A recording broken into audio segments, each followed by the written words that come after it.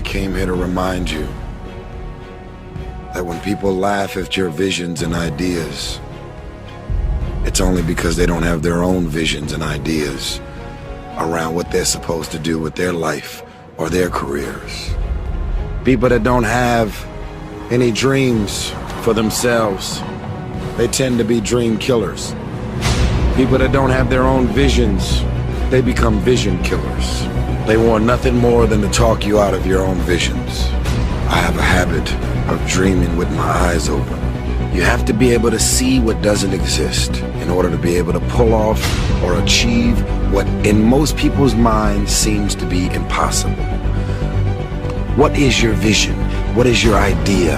Only those that can see the invisible can do what seems to be impossible.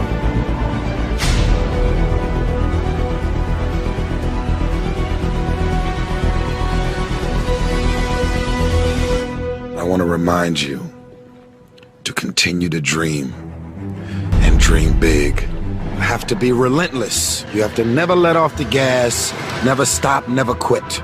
But what you got to understand is that when I walk into a locker room, when I walk into a championship locker room of a team or a program that wins, breeds championships, when I walk into a locker room where people always win, when you walk into the Dukes, when you walk, like for basketball, you walk into Coach K's locker room, you're asking them how many of y'all going to the NBA. It's not something that them guys look to the left and to the right to look for permission to raise their hand, because they're raising their hand for themselves. See, the problem is we all talk about it because Coach puts it in you.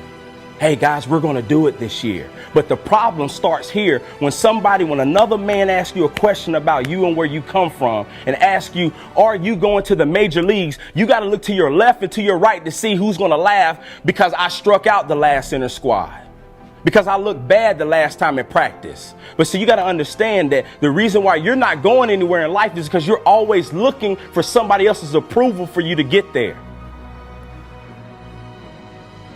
But we will let people get close to us that are negative, but you don't say nothing. We let people get close to us that destroy our dreams, but you don't say nothing. We let people get close to us that don't support what it is that you're doing, but they stand this close. But let me tell you what, the people that become something in life are the people that take the negative people. Take a step back. They take the negative people. Then they take some of the haters in their life. And what happens is these people that were suffocating you, they were like blinders. And every single time you take something negative and you drop it off, these blinders start to fall off. And now, instead of you seeing what's just only ahead in your life, now you can see everything that life has to give to you. Because now you can see all around. Some of y'all are suffocated. Thank you. Some of y'all are suffocating yourself so much with the wrong people and the wrong crowds. Some of you are hanging with people today that you wouldn't even want to switch lives with.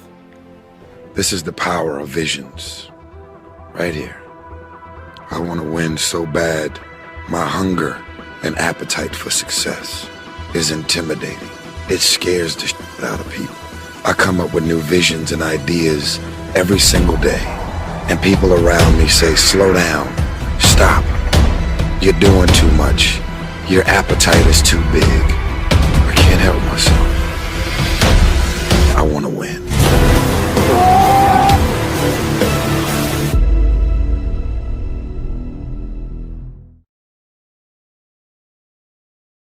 When you want to succeed as bad as you want to breathe, then you'll be successful. I don't know how many of y'all got asthma in here today, but if you ever had an asthma attack before, you short of breath, SOB, shortness of breath, you wheezing. The only thing you trying to do is get some air. You don't care about no basketball game. You don't care what's on TV. You don't care about nobody calling you. You don't care about a party. The only thing you care about when you're trying to breathe is to get some fresh air. That's it.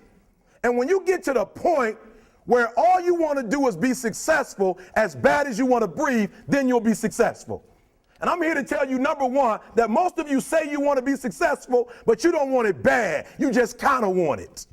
You don't want it badder than you want to party. You don't want it as much as you want to be cool. Most of you don't want success as much as you want to sleep. Some of you love sleep more than you love success. And I'm here to tell you today, if you're going to be successful, you've got to be willing to give up sleep. You got to be willing to work off for 3 hours of sleep, 2 hours. If you really want to be successful, some days you're going to have to stay up 3 days in a row. Because if you go to sleep, you might miss the opportunity to be successful. That's how bad you got to want it. Most of you won't be successful because when you're studying and you get tired, you quit. And I'm here to tell you today, if you got somebody came in my office the other day crying.